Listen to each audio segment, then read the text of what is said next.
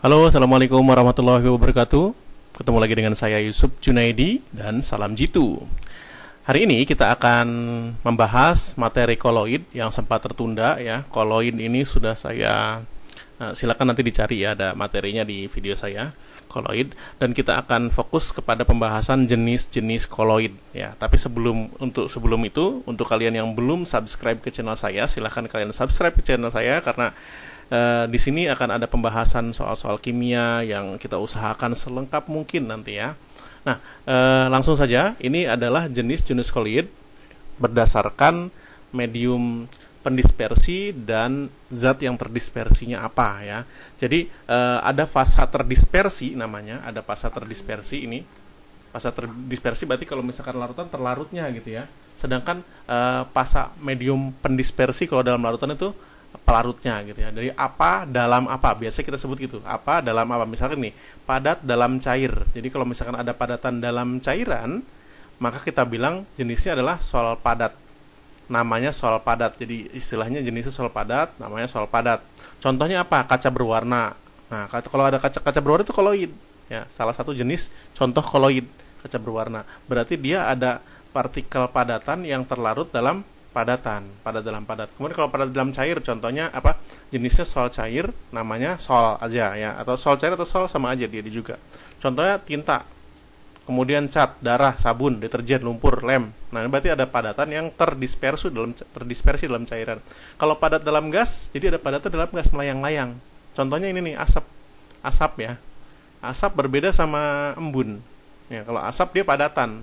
Kalau embun dia cairan dalam gas nih. Cair dalam gas namanya emulsi gas, contohnya awan, kabut. Kabut maksudnya tadi, bukan asap ya, maaf. Kalau asap kabut gimana? Berarti ada asap, ada kabut juga, gabungan antara asap dan kabut ya. Berarti dia aerosol padat dan aerosol cair. Ya, untuk lebihnya sekira bisa kalian pelajari sendiri, kalian bisa baca-baca di sini. Ini saya ambil materinya dari materi 78. Nanti saya kasih link untuk download materinya di bawah ya, di kolom keterangan. Nah, yang penting-penting aja mungkin kita bahas ya. Ini cair dalam padat, kemudian cair dalam cair, namanya emulsi cair. Contohnya susu, santan, mayones, minyak ikan. Jadi ada cair, dia tidak bercampur. Beda dengan larutan. Kalau larutan dia cairannya bercampur. Contohnya air dengan alkohol itu bercampur. Ya, saling melarutkan. Tapi kalau misalkan gini, kalian punya air dalam minyak ya, atau minyak dalam air gitu ya, bercampur nggak? Minyak sama air kan terpisah ya, tapi ada zat yang bisa mencampurkan keduanya, contohnya sabun ya. Kita bilang zat itu emulsifier, maka emulsifier ya namanya ya, pengemulsi bahasa Indonesia agak lebih gampang ya, pengemulsi. Jadi kenapa? Karena dia bisa mengemulsikan, bisa membuat bisa membuat koloid dari cair dan cair yang tidak bercampur, tidak saling bercampur ya. Karena salah satu syaratnya koloid dia tidak saling bercampur kan, gitu. Tidak jadi satu fasa, tetap dua fasa ya. Maka kita bilang emulsi. Contohnya gitu ya. Minyak ikan juga sama, dia ada air dalam minyak atau minyak dalam air. Bisa bolak-balik ya. Mayones juga, santan juga, susu juga.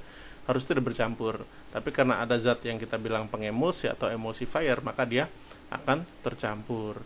Kemudian apalagi yang penting tadi udah ya, padat dalam gas namanya aerosol padat, contohnya asap atau debu ya. Kemudian kalau cair dalam gas namanya aerosol cair. Biasa obat nyamuk semprot ya. Itu juga. Nah, kemudian ada gas dalam cair, buih cair. Kalau gasnya dalam padat namanya buih padat atau busa padat, kadang-kadang kita sebutnya ya.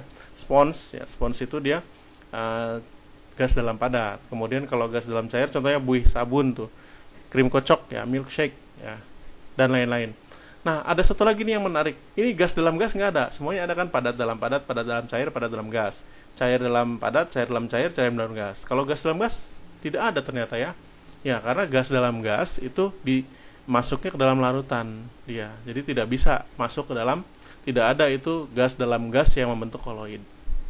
Nah, materi ini aja. Nanti kalau untuk kalian yang mau tahu lebih jauh, kita akan coba buat contoh-contoh soalnya. Mungkin koloid karena teori ya, koloid ini relatif lebih mudah untuk dipelajari. Dan nanti saya akan kasih ke link deskripsi dari mana file ini saya download. Ini dari materi 78. Saya kira juga udah cukup banyak materi. Saya terima kasih juga untuk materi 78. Materi kimia lengkap di sana. Jadi silahkan download aja sama kalian bisa baca-baca ya.